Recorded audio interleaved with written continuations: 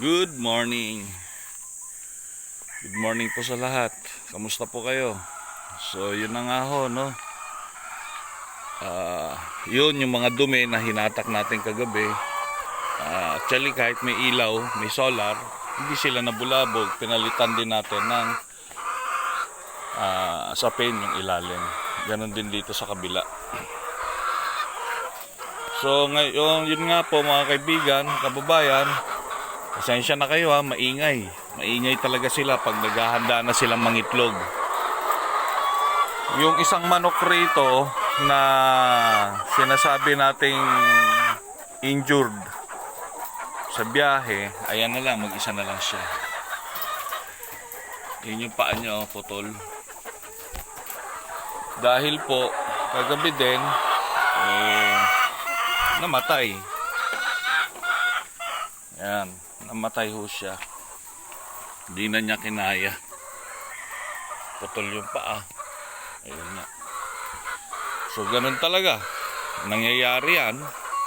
So, ang payo ko po sa mga gusto magsimula, huwag masyado excited. Mas maganda hands-on. Ako, hands-on na. Ako na mismo. Yung pumick up. Pero yun, nangyari nga. Dahil syempre, ginamit natin yung sasakyan. Tinanggal natin yung dalawang upuan sa likuran at dyan natin nilagay. Binyahin natin. Ang nakakalungkot lang, yung nagbenta sa atin na sila ang experience, no, sa pagbebenta ng manok ng ganyan. Ginawa nga 45 days. Itinali yung mga paa, binitbit na parang syempre sa biyahe in the long run, siya, mamimilay, mangangalay, no? Ngayon pag nangalay, yan ang epekto, magsusugat kasi nakatali yung paa eh. Hindi nakakadalo yung dugo ng mga manok. Stress. Ayun nga, ito pang 24 casualty. So namatay siya.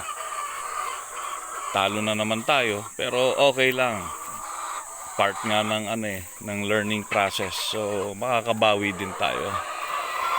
Ayun, nakapagpakain na ako ng Vietpro 2 layers. Mamaya maglalagay tayong vitamins kasi chinek ko yung tubigan nila medyo meron pa. Mabigat pa eh. Sige guys, mangitlog muna kayo ha. Ganito ho kaingay sa ating manukan. Kapag yan, tuwing umaga na mangingitlog sila. Mamaya maglilinis tayo. Yan, nagwawalis-walis na nga ako eh. Ito, lilinisin natin lahat yan. Yung mga nahulog na dahon mula sa puno ng mangga. Yan. At yun ho, Mang Mags, sa pagmamadali ko ho, yun nangyari. 23 heads. Naging 24 na.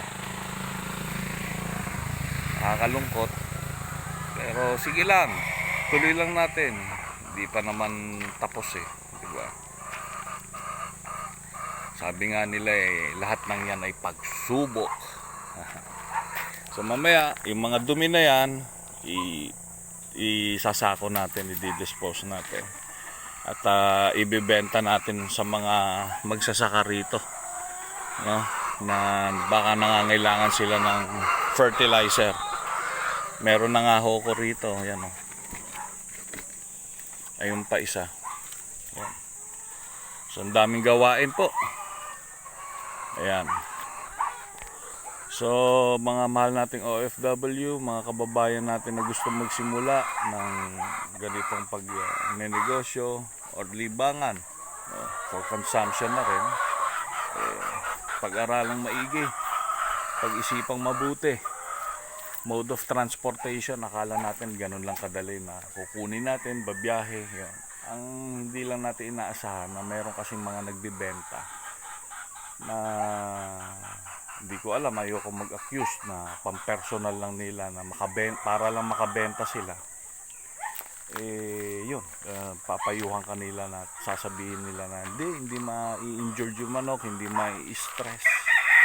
Pero habang bumabiyahe ko, naisip ko, nasa likod sila, maingay, parang hindi sila komportable kasi nga maingay sila. At yun na. Diba? So, hindi ko alam kung para makabenta lang ay sasabihin nilang okay kahit hindi okay. Nakakalungkot at merong mga ganong negosyante na nasasamantala yung mga baguhan o bagito sa pagpasok sa larangan ng ganitong pagnenegosyo.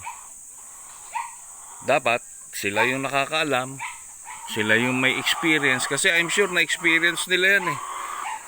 Nung nagsisimula sila, malaking poultry ho yan, kinuhanan ko sa Batangas, napakalaki. Nagkakwentuhan pa ho kami. Hindi ko na ho babanggitin kung anong poultry yun. Kasi syempre respeto ko rin ho sa kanila, pero di na ho ako uulit. So guys, paki-like and subscribe sa aking YouTube channel. Tayo'y magtulungan. Walang ibang tutulong sa Pilipino kundi kapwa Pilipino. Patayin natin ang kaisipan na walang sisira sa kapwa Pilipino kundi Pilipino. Palitan natin ng walang ibang tutulong sa kapwang Pilipino kundi ang Pilipino lang. Muli po, maraming salamat. God bless.